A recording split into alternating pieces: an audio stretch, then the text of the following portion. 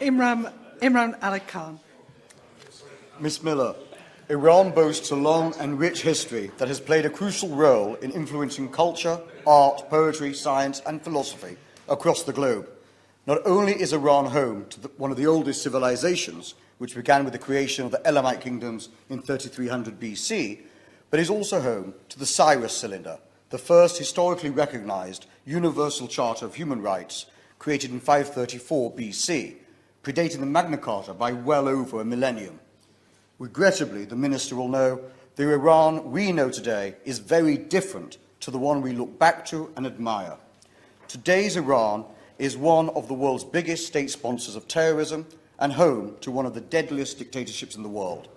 Human rights abuses are rife, hundreds of Iranian civilians have been killed by their own government, protesters have been brutally repressed, and religious minorities such as Baha'is face persecution.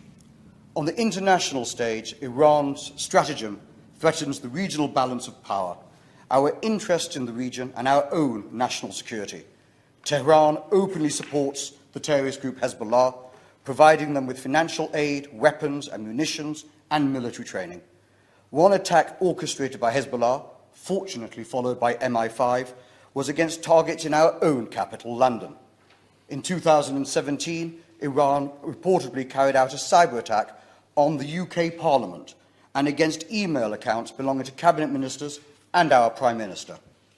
Allowing Iran to continue these attacks, affronts and insults diminishes our position in the eyes of the world.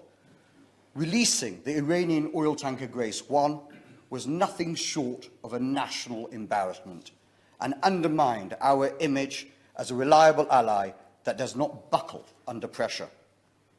If we wish to better secure our national security and bolster our reputation in the eyes of our allies, a much stronger stance must be taken against Iran.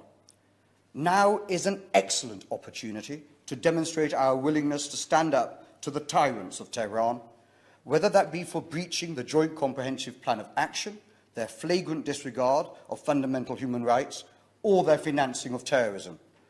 Whilst the UN conventional arms embargo on Iran expired in October, it now provides Iran with a chance to freely purchase deadly weaponry.